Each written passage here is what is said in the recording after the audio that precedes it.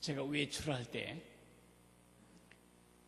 손에 시계는 있는지 또 핸드폰은 있는지 이렇게 늘 몸에 붙이고 다니는 휴대해야 할 물건을 점검하는 중에 빠지지 않는 것이 있습니다. 그것은 바로 제 만년필입니다. 저는 만년필을 굉장히 좋아합니다.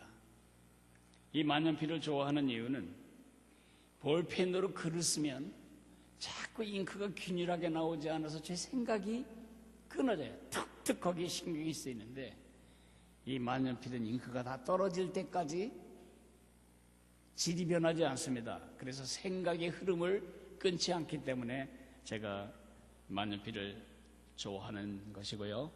또 하나는 내가 불후의 명작으로 살아야 되겠다. 나는 불후의 명작으로 살아야만 한다. 그런 제 자신에 대한 상기물로서 리마인더로서 이것을 갖고 다닙니다. 그리고 이것으로 글을 씁니다. 도스토옙스키가 우리 한글 발음으로 도엽식 씨가 러시아의 대문호 도엽식이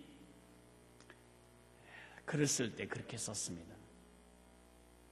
나는 펜으로 잉크가 흘러나오는 것처럼 내 피가 흘러나가는 것처럼 글을 쓴다. 그 말이 제게는 참 가슴 깊이 박이는 말입니다. 불후 이런 말 쓰죠. 불후의 명곡, 불후의 명작 이런 말 쓰죠. 불후란 뭘까요? 너무나 훌륭해서 그 가치가 영원히 변질되거나 없어지지 않는 것을 불후라는 형용사로 씁니다. 여러분이야말로 불후의 명작으로 살아야 할 사람입니다. 여러분은 소중한 사람입니다. 하나님이 만드셨습니다. 부모님들이 여러분을 낳은 것이 아닙니다. 부모님이 낳기 전에 여러분을 만드신 분은 하나님이십니다. 60억 인구 중에 단 하나밖에 없는 아주 특별한 작품 중에 하나님의 유일한 작품으로 여러분을 만드셨습니다.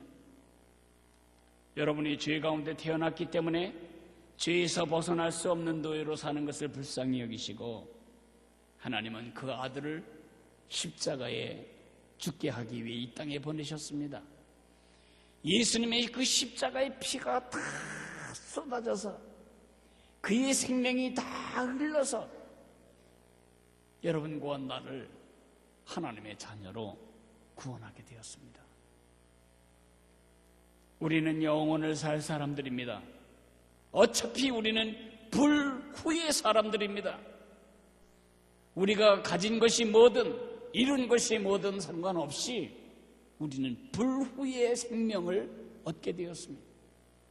그렇다면 불후의 사람이 썩어질 것을 위해서 살고 썩어질 삶에 내 삶을 다 당진하고 이 땅, 이 세상을 떠난 다음에는 아무것도 남을 것이 없는 시시한 삶을 산다는 것은 우리의 가치에 반하는 것이고 우리의 생존의 의미를 거역하는 것입니다. 소중한 여러분, 그리고 소중한 삶을 가지신 여러분, 왜 가진 것이 없어요? 중환자실에서 지금도 다만 6개월이라도 살 수 있으면 별 투자를 다 해보겠다고, 다시 한번 살아날 수만 있으면 재산을 다 들여서라도 살아보겠다고 애를 써도 그것이 허용되지 않는 수많은 사람들이 있는데 우리 살아있잖아요. 이 소중한 삶. 에이 틀렸네 하고 지우개로 벅벅 지우고 다시 쓸 수 없는 삶. 글이 안 되면 쓰다가 원고지 구겨버리면 되고 새 원고지 꺼내서 쓰면 되지만 삶은 구겨버릴 수가 없습니다. 매 순간순간이 여러분의 작품으로 쓰여지고 있습니다. 여러분의 책을, 여러분의 삶을 소설책으로 비유한다면 여러분의 책은 불후의 작품입니다. 근데 문제는 그 가치가 없거나 죽음의 관문을 통과하는 날 아무 가치도 없는 그러한 시시한 것에 인생을 건다면 불의의 생명을 얻은 사람답지 않은 삶을 사는 것입니다. 나는 여러분에게 감히 도전하고 싶습니다. 불후의 명작으로 살아야 합니다. 이것은 소원이 아니고 주님의 기대이고 주님의 명령입니다. 너희는 너희 것이 아니라 값으로 주고 산 바 되었으니 너희는 주님의 것이다.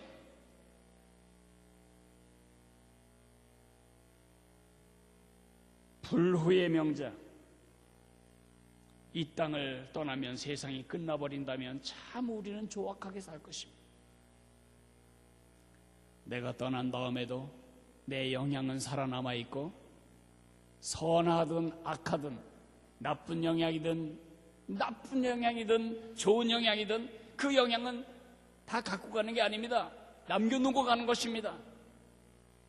그리고 죽음을 통과하자마자 우리는 불같은 시험, 불을 통과하는 시험을 받을 것입니다. 고통스럽다는 뜻이 아니고 이게 쓸만한가 가치를 평가하는 그러한 평가를 받게 될 것입니다. 그때 지푸라기처럼 다 타버리고 남지 않을, 비유하자면 불을 통과한 다음에도 남을 것이 있어야 할 금처럼, 은처럼, 쇠처럼 불이 다 휩쓸고 지나가도 남을 그것이 있어야 그게 불후의 생명이고 불후의 작품이죠. 어떻게 불후의 명작으로 살 수 있을까? 제가 예수님이 가르쳐 주신 비밀을 여러분에게 읽어드리겠습니다. 마태복음 24장 29절에서 44절입니다. 마태복음 24장 29절을 펴시기 바랍니다.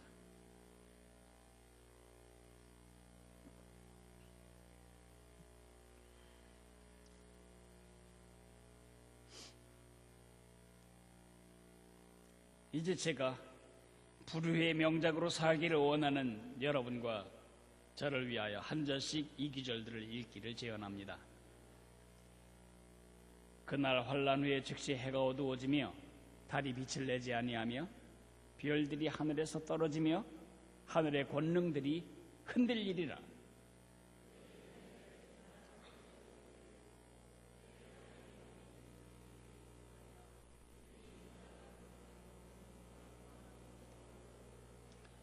그가 큰 나팔 소리와 함께 천사들을 보내리니 그들이 그의 택하신 자들을 하늘 이 끝에서 저 끝까지 사방에서 모으리라.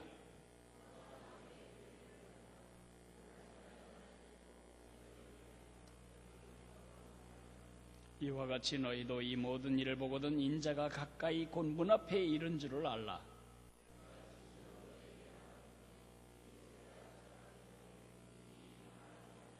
천지는 없어질지언정 내 말은 없어지지 아니하리라.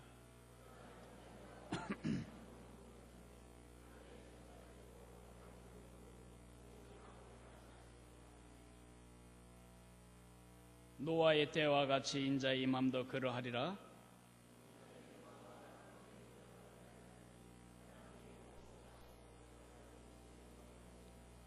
홍수가 나서 그들을 다 멸하기까지 깨닫지 못하였으니 인자의 임함도 이와 같으리라.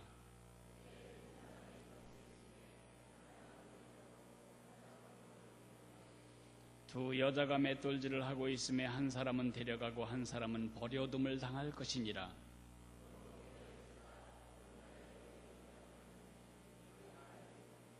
너희도 아는 바니 만일 집주인이 도둑이 어느 시각에 올 줄을 알았더라면 깨어있어 그 집을 뚫지 못하게 하였으리라.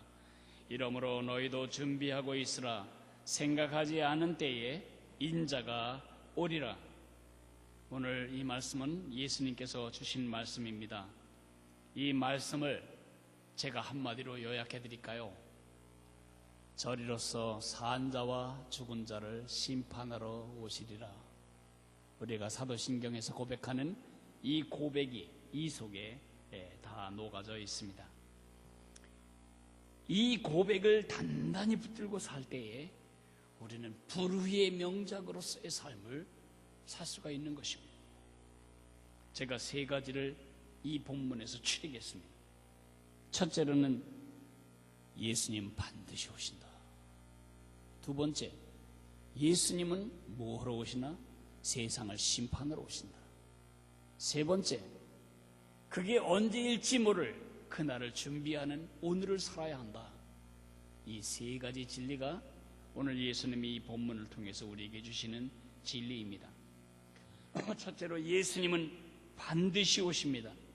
예수님 자신이 여러 번 이 약속을 하셨습니다. 요한복음 14장 3절, 내가 다시 와서 너희를 내게로 영접하여 나 있는 곳에 너희도 있게 하리라. 누가복음 21장 27절, 그때의 사람들이 인자가 구름을 타고 큰 능력과 영광으로 오는 것을 보리라. 요한계시록은 이렇게 끝이 납니다. 내가 진실로 속히 오리라. 아멘. 주 예수여 오시옵소서. 예수님이 약속하신 것은 반드시 지키십니다. 오늘 우리가 읽은 대로 천지는 없어질지언정 내 말은 없어지지 아니하리라. 반드시 예수님의 말씀은 이루어지는데 예수님이 여러 번 약속하셨습니다.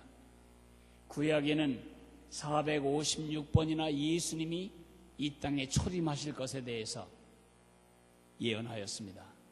456번의 구약 예언이 다 성취되어서 예수님은 이 땅에 구세주로 오셨습니다. 초림의 약속이 456번이라면 재림에 대한 약속은 신구약 다 합쳐서 1518번이나 된다고 학자들은 말하고 있습니다. 456번의 초림 예언도 지키셨다면 1518번이나 되는 재림 예언을 주님이 지키지 않으실 수가 없습니다. 신약 성경에는 예수님의 재림에 대한 부분이 300귀절이나 됩니다. 이것은 13귀절마다 한 번씩 재림의 이야기를 하고 있는 것입니다. 초대교회 성도들의 삶의 초점은 예수님의 재림에 있었습니다. 그들의 인사가 마라나타, 예수님이 다시 오신다. 이것은 신화가 아닙니다. 이것은 전설이 아닙니다. 귀 막지 마세요. 그거 나 어렸을 때부터 주일학교 때부터 지금 한 얘기야. 주님 다시 오실 날이 멀지 않았으니 주일학교 때부터 부른 노래가 지금도 부르는데 오긴 뭐로냐. 모르시는 말씀이십니다. 주일학교 때부터 그 노래 부른 게 아니고 2000년 된 얘기입니다. 왜 주님이 기다리실까요? 하루가 1000년처럼, 1000년이 하루처럼 여러분과 제가 구원받기를 기다리신 것입니다. 예수님이 2000년이 넘도록 기다리시고 계신 것은 한 사람의 죄인이라도 더 돌아오게 되기를 원하셔서입니다. 그렇다고 예수님의 재림을 신화나 전설로 귀를 막지 않는 것뿐만 아니라 그렇다고 해서 재림 종말 심판에 사로잡혀도 안 됩니다. 이것은 수많은 이단과 사이비들의 주된 메뉴입니다. 재림과 종말과 심판, 특별히 그 날짜를 가지고 따지는 그룹은 절대 가지 마세요. 그거는 냄새가 아주 독합니다. 이단의 냄새가. 적그리스도 666 바코드 언제 예수님이 오신다 그런 말에 사로잡혀서 그들의 미끼 속에 걸려들어서 삶을 탕진하고 그렇게 살아가는 것은 주님이 원하시는 것이 아닙니다. 우리가 귀를 막든 우리가 사로잡히든 관계없이 예수님은 반드시 오십니다. 그것이 첫 번째 메시지입니다. 예수님 반드시 오신다. 그 약속은 반드시 이루어진다. 두 번째, 예수님이 오시는 목적을 예수님 자신이 말씀하십니다. 세상을 심판하기 위해서 오신다. 심판을 조롱하지 마십시오.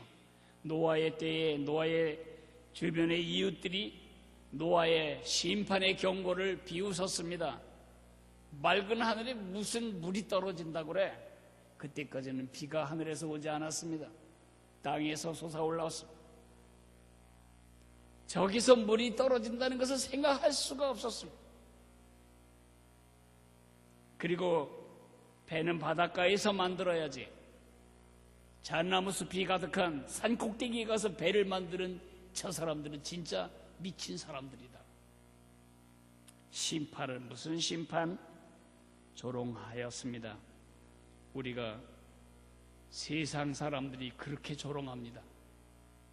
사실 수많은 종말에 관한 종말을 상상하는 영화가 나오는데 저는 참 마음으로 괘씸합니다. 사단의 수작입니다.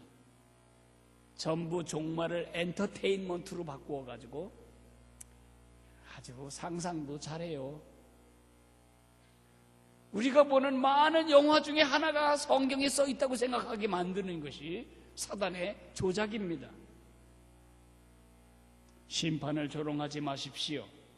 심판은 그렇게 재미있는 엔터테인먼트가 아닙니다. 그렇다고 심판을 부정하지도 마십시오. 하나님이 사랑인데 어떻게 세상을 심판할 수가 있겠냐? 자기 아들을 십자가에 죽일 만큼 우리 인류를 사랑하시는 하나님이 인류를 지옥 보내실 일을 하시겠냐? 그런 말도 안 되는 하나님답지 않은 일을 하는 하나님으로 생각하지 말라고 말합니다. 아닙니다. 하나님은 절대 타협할 수 없는 두 속성을 가지고 계십니다. 하나는 절대 사랑입니다. 절대 자비입니다. 또 하나는 절대 공의입니다. 사랑이 있으시지만 공의를 먹어버리지 않습니다. 공의가 있지만 사랑을 잡수지 않습니다.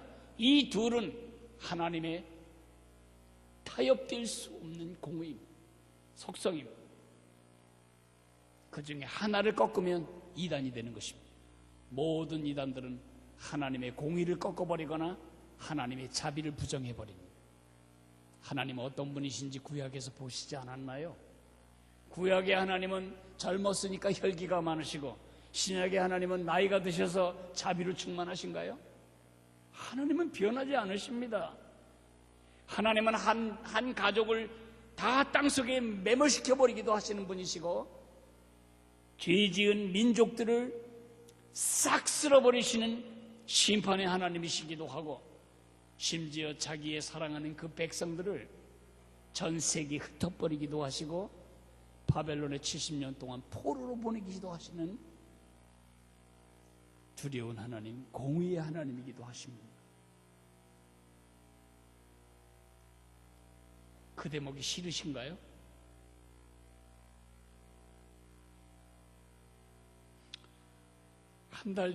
꼭 한 달 전이네요. 10월 24일 40살 먹은 박씨 여인이 8살 먹은 자기 딸, 의부 딸을 주먹으로 치고 발로 밟아서 죽였습니다. 갈비뼈 24개 중에 16개가 분질러졌습니다. 대퇴골이 분질러졌습니다. 그렇게 죽도록 맞은 이유는 소풍 가게 해달라고 했기 때문입니다. 그 8살 먹은 그 여자아이가 여러분의 손녀라고 한번 생각해 보십시오. 그 8살 먹은 아이가 여러분의 조카딸이라고 한번 생각해 보십시오. 여러분이 이렇게 평안한 마음으로 그 얘기를 읽을 수 있겠습니까? 근데 법정에서 판사가 오죽 속상했으면 그렇게 했을까요? 한 번 더 기회를 주는 게 좋겠습니다. 그렇게 하고 집행유예로 그 여인을 풀어준다면 여러분 어떻게 하시겠습니까? 참 이 나라엔 사랑이 많다 그렇게 하시겠습니까? 저는 그렇게 안 하겠습니다. 저는 그렇게 안 하겠습니다. 그런 일이 있을 때 여러분의 양심도 그렇게 방관해서는 안 된다고 생각하시지 않습니까? 공의로우신 하나님이 그래서 심판하시고 그래서 지옥을 만드신 겁니다. 끝까지 주의 자비를 거부하고 범죄한 사람들 이 땅에서 벌받지 않는 것으로 끝나지 않습니다. 하나님의 공의는 이 나라의 변호사처럼 검사들처럼 부정확하지 않습니다. 죄 없는 사람을 죄 있는 사람으로 만들거나 죄 있는 사람을 좋은 말로 법을 이용해서 빼내거나 그런 거 하지 않으십니다. 사람은 반드시 그 행한 모든 것에 대해서 책임을 묻게 되어 있습니다. 그게 심판입니다. 그러므로 심판은 반드시 있어야 하는 것이고 우리가 있길 원하든 원하지 않든 반드시 세상은 심판되는 것입니다. 그러나 여러분이 예수님을 나의 구세주와 주님으로 분명히 믿고 계시다면 여러분은 심판을 두려워할 필요가 없습니다. 심판의 날은 망가지는 날, 파멸의 날이 아니고 우리에게는 그날이 완성의 날이고 완전케 되는 날이기 때문에 그렇습니다. 심판의 날은 어둡고 슬픈 저주의 날이 아닙니다. 그 반대입니다. 만물이 새로워지는 주님이 시작한 역사가 주님의 은혜로 완성되는 날입니다. 그날은 길목입니다. 길이 갈라질 것입니다. 그날 끝까지 자기 아들을 십자가에 내보내면서까지 인류를 사랑하고 불러낸 그렇게 많이 돌아오라고 권유한 2000년을 지나가면서도 지치지 않으시는 인내로 죄인을 부르신 그 하나님의 자비를 밟아버린 그 사람들은 그들이 행한 그대로 다 심판을 받게 됩니다. 물 한 방울의 자비도 허락되지 않는 완전한 형벌로 들어가는 길목이 될 것입니다.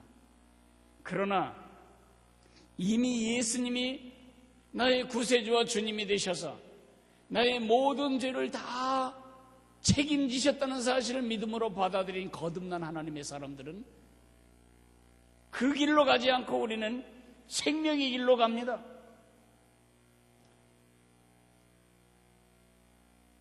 심판을 두려워할 필요가 없습니다. 요한계시록 20장 12절에는 두 심판의 장면이 나오는데 거기에 두 책이 심판의 근거가 됩니다. 또 내가 보니 죽은 자들이 큰 자나 작은 자나 그 보호자 앞에 다 서 있는데 물에 빠져 죽었든 2000년 전에 죽었든 사형을 당했든 병사했든 모든 죽은 자들이 다 살아나서 보호자 앞에 재판을 받게 됩니다. 심판을 받게 되는데 그 심판의 근거가 뭐냐? 책들이 펴있고 그 책들이 펴있고 다음에 또자가 있는데 또에서부터 생명책이라까지는 괄호로 묶으시면 됩니다. 그 책들이 펴있고 죽은 자들이 자기 행위를 따라 책들에 기록된 대로 심판을 받으니 이것이 바로 백보자 크고 흰 보호자 앞에서 받는 심판입니다. 이 심판의 초점은 뭐냐? 어디에서 영혼을 보낼 것인가입니다. 영원한 파멸, 지옥에서 영혼을 보내는 것입니다. 그러나 제가 괄호 속에 묶었던 생명책, 또 다른 책, 그 책은 하나님의 자녀들의 이름이 기록된 책입니다.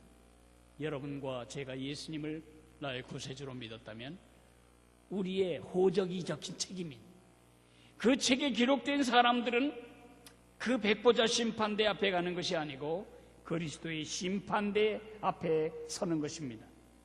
고린도 후서 5장 10절에 보면 이런 기록이 나와 있습니다. 이는 우리가 다 반드시 그리스도의 심판대 앞에 나타나게 되어 각각 선악간에 그 몸으로 행한 것을 따라 받으려 함이라. 그리스도의 심판대는 백보자 심판대하고 다릅니다. 대상이 다릅니다. 백보자 심판대는 그리스도의 구원의 초청을 끝까지 거부한 사람들, 죄인들의 심판대라면 그리스도의 심판대는 그리스도를 나의 구세주와 주님으로 받아들인 하나님 백성들이 서게 될 심판입니다. 백보자 심판대가 형벌의 심판대라면 그리스도의 심판대는 시상을 위한 심판대입니다. 백보자 심판대가 지옥으로 갈 거냐 어디서 영혼을 보낼 거냐 하는 초점이라면 그리스도의 심판대는 어떤 영생을 보낼 거냐, 천국의 질이 같지 않습니다. 똑같이 대한민국에 자유가 있지만 삶의 질이 다 다른 것처럼 천국의 삶의 질이 다 다릅니다. 그것을 사도 바울은 고린도 교인들에게 정확하게 말했습니다. 죄의 심판은 면했지만은 반드시 우리 삶에 대한 결산을 할 날이 온다. 하나님이 우리에게 주신 것들, 생명, 젊음, 은사, 재정, 하나님이 우리에게 맡겨주신 그것으로 너는 뭘 했냐? 그것에 대해서 우리가 보고를 하게 되어 있습니다. 고린도전서 3장에는 사도 바울이 이렇게 말하고 있습니다. 그 그리스도의 심판대는 마치 비유하자면 불로 시험하는 것과 같다. 만일 누구든지 금이나 은이나 보석이나 나무나 풀이나 집으로 이 터 위에 세우면 우리의 영원한 생명의 터는 같은데, 예수님을 나의 구세주로 믿고 영생을 얻은 것은 같은데, 어떤 사람은 금처럼 짓고 어떤 사람은 은으로 짓고 어떤 사람은 보석으로 짓고 어떤 사람은 풀이나 짚으로 짓는데, 그날 각 사람의 공적이 나타나게 된다. 그날, 그 심판의 날, 예수님을 만나는 날 공적이 드러날 텐데, 이는 불로 나타내고 그 불이 각 사람의 공적이 어떠한 것을 시험할 거다. 만일 누구든지 그 위에 세운 공적이 그대로 있으면 상을 받겠지만 그 공적이 불타버리면 상이 없다. 그러나 자신은 구원을 받되 불 가운데서 받은 것 같으리라. 여러분, 아주 예전에 서울의 대연각 호텔에 불이 난 적이 있어요. 12월 24일 밤에. 아마 50대 넘으신 분들은 다 그 장면이 생각날 거예요. 흑백 텔레비전 시대에 사람들이 그냥 막 뛰어내리는 것입니다. 어떤 사람은 침대 매트리스를 안고 떨어졌는데 매트리스와 함께 죽기도 하고 많은 사람 죽었어요. 그때 제일 민망한 거는 속옷바람으로 뛰어내리는 남녀들. 너무너무 민망했어요. 살아야 되니까 뛰어내렸지만 그들은 준비하고 있지 않았어요. 그날이 그런 날이 될 거다. 어떤 사람은 면류관을 받는 그 자리에 어떤 사람은 기저귀 차고 나타날 그 순간을 한번 상상해 보십시오. 뭐에 따라서 그 상이 달라지는가? 제자로서 얼마나 우리가 영원한 것에 내 삶을 투자하느냐로 달라져 있습니다.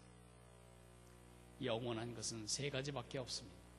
하나님이 영원하고, 하나님의 말씀이 영원하고, 하나님의 형상대로 지은 사람의 영혼이 영원합니다. 그래서 우리가 복음을 전하는 것입니다. 그 영혼이 불쌍해서이기도 하지만 바로 나도 불쌍해서입니다.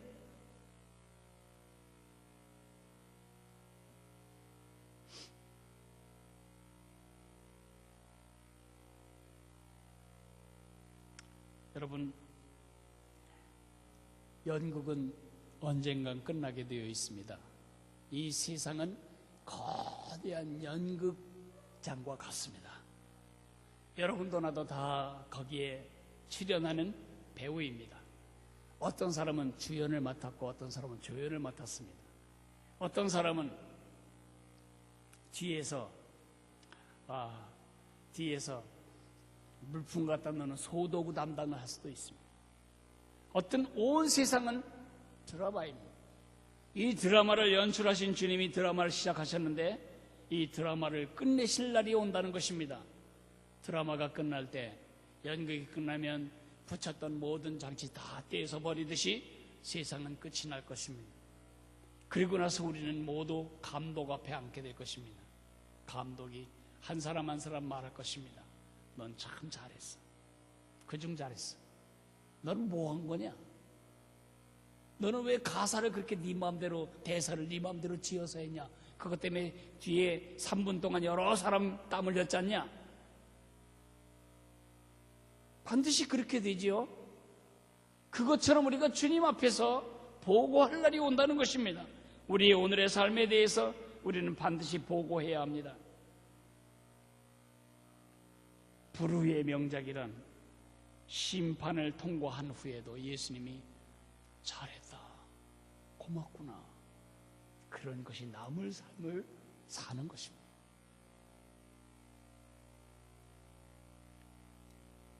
그러면 이제 직장 그만두고 신학교 가고 목사 되라는 말인가? 아닙니다. 그런 말이 아닙니다. 여러분은 여러분에게 주신 가정의 청직입니다. 여러분에게 주신 물질의 청직이고 시간의 청직입니다. 여러분이 바꿔야 할 세상도 여러분에게 주신 책임이고, 여러분이 소속된 그 직장도 여러분이 전도하고 복음을 끼치고 주님의 영광을 드러내야 할 사역의 현장입니다. 그곳에서 주님의 영광을 드러내십시오. 그곳에 있는 사람들이 여러분으로 인해 주님 앞에 오게 되도록 다리가 되어주십시오. 여러분이 주 앞에 바칠 가장 소중한 열매는 사람의 영혼입니다. 어쨌든 이 땅을 떠나면 끝나버릴 것들에 여러분의 인생을 다 쏟아부으면 너무너무 속상한 그 다음 결과를 보게 된다는 것입니다. 문제는 그날이 언제일지 모른다는 거죠. 그날을 언제일지 모르도록 주님이 하셨습니다. 왜 주님은 그날을 아무도 모를 날로 비밀에 붙이셨을까요? 아더 핑크라고 하는 신학자는 이렇게 말합니다. 하나님께서는 우리가 조심하는 태도를 견지하고 항상 기대하는 마음으로 살아가도록 정확한 재림의 날짜를 일부러 주지 않으셨다. 만약에 제가 앞으로 30년 후에 죽는다는 주님의 약속이 있다면 제 삶은 29년 동안 망가질 겁니다. 제게 복은 오늘이 내 인생의 마지막 날일지 모른다는 것입니다. 그것이 제 삶의 복입니다. 여기 집어넣은 잉크가 다 떨어질 때 이 펜은 아무 소용이 없어지듯이 내 삶의 기회가 항상 있지 않다는 것을 마음으로 생각하며 사는 것입니다. 오늘 언제가 될지 모르는 그날을 이날 준비해야 합니다. 그날이 언제일지 모르게 하신 이유는 오늘이 그날일 것처럼 살라고 그렇게 하신 겁니다. 현악기는 줄이 팽팽할 때 아름다운 소리를 냅니다. 바이올린이고 첼로고 만약에 줄이 느슨해지면 아무런 음악 소리가 나오지 않을 것입니다. 불후의 명작으로서의 인생을 살기를 원한다면 안토니 후쿠마처럼 살아야 할 것입니다. 안토니 후쿠마라고 하는 신학자는 이렇게 말합니다. 우리는 마치 예수님이 어제 죽으셨던 것처럼, 예수님이 오늘 아침 다시 살아나신 것처럼, 그리고 예수님이 내일 다시 오실 것처럼 살아야 한다. 어제 예수님이 나를 위해 죽으신 이 고마움으로 다시 살아나신 예수님이 나와 함께 하시는 그런 마음의 확신으로 그리고 예수님이 내일 다시 오실 것 같은 그러한 긴장감으로 오늘을 살아야 한다고 이 신학자는 말하고 있습니다. 제가 아까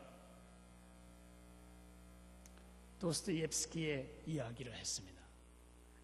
그가 28살 때에 반정부 조직에 가담했다는 이유로 총살을 당하게 됩니다. 28살 된 그가 영하 50도의 그 강추위 속에 말뚝 3개 중에 하나에 붙들리게 됩니다. 사형 집행관이 5분을 주었습니다. 이 감성이 충만한 젊은이가 5분을 어떻게 쓸까를 계산했습니다. 2분 동안은 내 사랑하는 친구와 친족들에게 마지막 인사를 해야 되겠다. 또 2분 동안은 내가 어떻게 살았는지를 잠깐 생각해야 되겠다. 그리고 1분 동안은 하나님이 지으신 아름다운 자연을 한번 충분히 보고 죽어야 되겠다. 그렇게 계산을 했습니다. 시간은 째깍 갑니다. 붙잡고 울고 이제 잘 있으라고 하고 먼저 가라고 하고 2분이 지나갔습니다. 이제 남은 건 3분밖에 남지 않았습니다. 그때 이 도스토옙스키가 마음으로 큰 깨달음을 얻었습니다. 와, 3분이 이렇게 중요한데 나는 28년을 어떻게 보내는가? 내가 28년을 낭비했구나. 만약 내게 다시 한번 살아날 기회가 있다면 내가 정말 한순간 한순간을 값지게 살 텐데. 그런데 이제 귀소리, 눈을 감고 있는데 귀에 소리가 들립니다. 딸깍닥! 총알이 장전되는 소리가 들립니다. 이제 명령만 떨어지면 총알이 날라올 순서입니다. 그때 주변이 막 시끄러워서 눈을 떠보니까 저쪽에서 황제의 특별 사면령을 가진, 특별 명령을 가진 그 특사가 쫓아옵니다. 사형 중지. 그래서 그는 4년 동안, 죽지 않은 채 4년 동안 그 아주 힘든 시베리아의 유형을 당하게 됩니다. 그런 그의 경험들이 다 그의 작품 속에 녹아 있는 것입니다. 그가 한 말 중에 가장 제게 축복이 되었던 말은 그겁니다. 나는 펜에서 잉크가 흘러나갈 때 나의 피가 흘러나가는 심정으로 글을 썼다. 만년필 끝에서 잉크가 흘러나갈 때 내 생명이 흘러나가는 그러한 긴장감과 그런 심정으로, 절박한 심정으로 글을 썼다. 그런 마음으로 생명을 담아 쓴 글들이 바로 죄와 벌이나 패기하나 가난한 사람들 같은 불의의 명작인 것입니다. 한순간 한순간 내 생명이 깎여져 나가고 있다. 이러한 절박감으로 언제 주님을 만나도 부끄럽지 않을 그런 많은 삶. 예수님, 제가 예수님을 위해서 이 사람도 용서했고요. 예수님 때문에 이 힘든 일도 감당했고요. 예수님을 위해서 제가 이런 봉사도 했고요. 예수님 은혜 때문에 제가 이렇게 살았습니다. 예수님 심판 자리에서 그때 드러나게 될 그날을 의식하는 삶을 오늘 살아갈 때에 우리의 삶은 불후의 명작의 삶으로 쓰여져 나갈 것입니다. 우리 이렇게 한번 살아보길 바랍니다. 우리 다 같이 일어나서 찬송가 180장을 부르도록 하겠습니다.